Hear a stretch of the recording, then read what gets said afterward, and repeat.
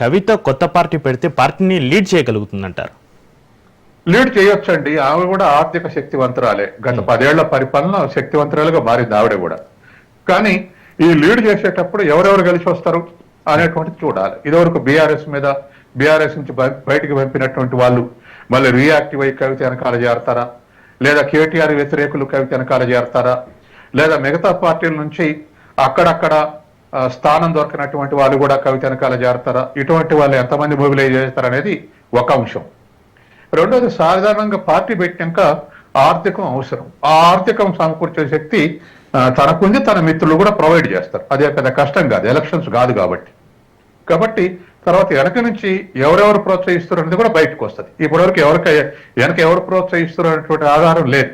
అసలు కేసీఆర్కి కేటీఆర్కి ఆధారం దొరకలేదు. గతంలో జైలు నుంచి రిలీజ్ కాగానే నీ అరెస్టు నీ వదులుకుంటే మేము బీజేపీలో కలుపుతామన్నది అన్న విషయం బయట పెట్టింది. దానికి వాళ్ళు ఏం పెద్దగా ఆన్సర్ ఇవ్వలేకపోయారు. కేటీఆర్ మేము అనలేదు ఇటువంటి విషయాలు బయట మాట్లాడతారు అన్నారు తప్ప. ఇప్పుడు కూడా అవినీతి పాల్పడరు హరీష్ రావు, సంతోష్ కుమార్ అంటే తేల్చమని అడగాలి, కానీ బహిష్కరించారు. కాబట్టి ఇది ఖచ్చితంగా కవిత అడ్వాంటేజ్లు ఉంటుంది. ఏదైనా 1-2 వాళ్ళ కుటుంబ సీక్రెట్లని కవితకు తెలుసు. కాబట్టి 1-2 ఏదైనా వాస్తవాలు బయట పెడితే ఇంకా డ్యామేజ్ అవుతారు. కాబట్టి కవిత పార్టీ అధికారానికి వచ్చే అంశం పక్కకు పెడితే అధికారం తేవటం అనేది కష్టం. ఎందుకంటే ఇప్పటికే కాంగ్రెస్ ఆల్టర్నేటివ్ గా బీజేపీ ఎదుగుతుంది. అట్లాగే కాంగ్రెస్ ఆల్టర్నేటివ్ అవుతుంది అనుకున్నట్టు బీఆర్ఎస్ ఎమ్మెల్యేల సంఖ్యలో ఉన్న బీఆర్ఎస్ ఎదగలేకపోతుంది. అది పార్లమెంట్ రిజల్ట్ మనకు రుజువైంది. కాబట్టి బీఆర్ఎస్ కు ఇప్పుడు సర్వైవలే అప్పీల్ టాస్క్. సర్వైవల్కి వస్తేనే ఇప్పుడు ప్రధానమైన అటు సిబిఐ ఎంక్వైరీ, ఇటు కవిత అసాల్ట్, వీటన్నిటితోటి చాలా విషయంలో డిఫెన్స్ లో పడి ఉన్నది. కాబట్టి కవిత అధికారంలోకి వచ్చేది లేదా సొంత పార్టీతోటి రాష్ట్ర రాజకీయాలను చక్రం తిప్పుద్ది అన్న విషయం కరెక్ట్ కాదు, కానీ బీఆర్ఎస్ డ్యామేజ్ చేయడానికి అయితే ఉపయోగపడుతుంది. సార్, సత్య గారు, కవిత కొత్త పార్టీ పెడితే కవిత వెంట నడిచేదెవరు అనేది కూడా చర్చ అయితే జరుగుతుంది. అయితే బీఆర్ఎస్ వ్యతిరేకులు బయటకు వచ్చే అవకాశం ఉందని కూడా కొన్ని వార్తలు అయితే వినిపిస్తున్నాయి. అవకాశం ఉంది, ఎందుకంటే బీఆర్ఎస్ మళ్ళీ అధికారంలోకి వస్తుంది అనుకుంటే రాదు. ఇప్పుడు బీఆర్ఎస్ మళ్ళీ అధికారంలోకి వస్తుందన్న నమ్మకం పోయింది. ఎందుకంటే అనేకమైనటువంటి స్కామ్స్ ఇప్పుడు గొర్రెల స్కామ్ కానీ, విద్యుత్ శక్తి కానీ, ఇది కానీ, కాళేశ్వరం కానీ ఇంకా అనేకమైన చుట్టుముడుతున్నాయి. దాంతో ప్రజలు ఉన్నారు. ఇప్పుడు పార్టీ మారితే అసెంబ్లీ సభ్యత్వం రద్దు అయిద్దని వెనకపట్టు పడుతున్నారు, కానీ రద్దు కాదనుకుంటే లేదా దరిదాపు ఒక 20-25 మంది తయారైతే ఎప్పుడో స్మాష్ అయిపోయేది బీఆర్ఎస్. ఈ మార్పుడు అనేటువంటిది చట్టం ముందు నిలబడదనేటువంటి ఉద్దేశంతో అట్లా మెయింటైన్ చేస్తున్నారు. కాబట్టి దగ్గరకు వస్తే బయటపడతారు. ఇప్పుడు బయటపడతారు.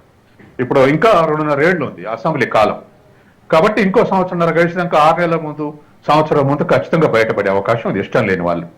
తర్వాత కింది క్యాడరు, జాగృతి క్యాడర్తో పాటు ఎక్కడైనా గ్రామాల్లో గ్రూపులు ఉంటే భిన్నమైన గ్రూపులు కూడా జాయిన్ అయ్యే అవకాశం ఉంది. ఏదేమైనా ఎన్ని గ్రూపులు జాయిన్ అయినా పొలిటికల్ ఆల్టర్నేటివ్ లేకుండా అధికారంలోకి వచ్చేటువంటిది కళ ఏ పార్టీకైనా. కాబట్టి ఇప్పుడు ఆల్టర్నేటివ్ ఉన్నాయి కాబట్టి, ఆల్రెడీ పార్టీలు ఉన్నాయి కాబట్టి, కాంగ్రెస్ కు ఇటు బీజేపీ అటు బీఆర్ఎస్ ఉంది కాబట్టి తనకు అధికారంలో వస్తారనేది ఒట్టిదే. కానీ ఒక మొత్తం మీద బీఆర్ఎస్ ని ఫిజికల్ గా కన్నా కూడా మోరల్ గా డ్యామేజ్ చేసే అవకాశం ఎక్కువ ఉంది. అయితే ఇప్పుడున్న పరిస్థితులలో కవిత కొత్త పార్టీ పెడితే భవిష్యత్తులో బీజేపీ తోటి పొత్తు పెట్టుకుంటే బెటర్ అంటారా, కాంగ్రెస్ తోటి పొత్తు పెట్టుకుంటే బెటర్ అంటారా, లేదంటే స్వతంత్రంగా ఈ పార్టీ కొత్త పార్టీ పెట్టి లీడ్ తీసుకెళ్తే బెటర్ అంటారా? ఎలక్షన్లు వచ్చేంత వరకు స్వతంత్రంగానే లీడ్ చేస్తుందండి, స్వతంత్రంగానే వ్యవహరిస్తుంది. తనకు తెలుసు బీఆర్ఎస్ లో ఎవరెవరు అసంతృప్తివాదులు, ఎవరి మీద వ్యతిరేకులు, హరీష్ రావు వ్యతిరేకులు, కేటీఆర్ వ్యతిరేకులు ఎవరు, ఇటువంటి వాళ్ళందరూ తనకు తెలుసు. కాబట్టి తను మొబిలైజ్ చేసి స్వతంత్రంగానే వ్యవహరిస్తుంది. తర్వాత స్వతంత్రంగా వ్యవహరించకపోతే మిగతా పార్టీలతో పొత్తు పెట్టుకోవడం వల్ల మిగతా పార్టీలకు వచ్చే బెనిఫిటే ఉండదు. స్వతంత్రంగా ఎదిగిన పార్టీతో పొత్తు పెట్టుకుంటే మిగతా పార్టీలకు బెనిఫిట్ అవుతాయి.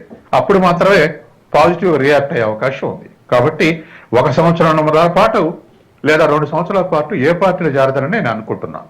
ఆ అంచనా నాకుంది. అయితే కవితను నమ్మి కవిత కొత్త పార్టీలో పెద్ద లీడర్లు ఎవరైనా జాయిన్ అయ్యే అవకాశాలు కనిపిస్తున్నాయా సత్యం గారు? పెద్ద లీడర్లు ఇప్పటికే పెద్ద లీడర్లు ఎమ్మెల్యే స్థాయిలో ఎమ్మెల్యేలు కాంగ్రెస్ లో జాయిన్ అయ్యారు మానసికంగా. ఇప్పుడు వాళ్ళకు తర్వాత భౌతికంగా కూడా జాయిన్ అయ్యారు. ఇప్పుడు సుప్రీంకోర్టు ముందు అది ఒక ఇష్యూ నడుస్తుంది. తర్వాత ఉన్నటువంటి వాళ్ళలో గతంలో బీఆర్ఎస్ నుంచి పోయి మిగతా పార్టీలో పెద్దగా పాత్ర దొరకనటువంటి వాళ్ళు కూడా కొంత మొబిలైజ్ అయ్యే అవకాశం ఉంది. ఏదేమైనా పెద్ద మొబిలైజేషన్ ఉంటుందని నేను అనుకోను. అది కాలం తేలాల్సిందే. ఒకరిద్దరు ముగ్గురు ఆ చొప్పునే మూవ్ అయ్యేటువంటి అవకాశం ఉంది. మాసివ్గా జాయిన్ అయ్యే అవకాశం లేదు.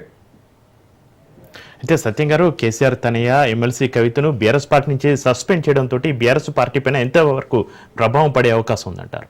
ఆ భౌతికంగా కన్నా మోరల్గా ఎక్కువ ప్రభావం పడుతుంది. భౌతికంగా కన్నా మోరల్గా ఎక్కువ పడే ప్రమాదం ఉంది.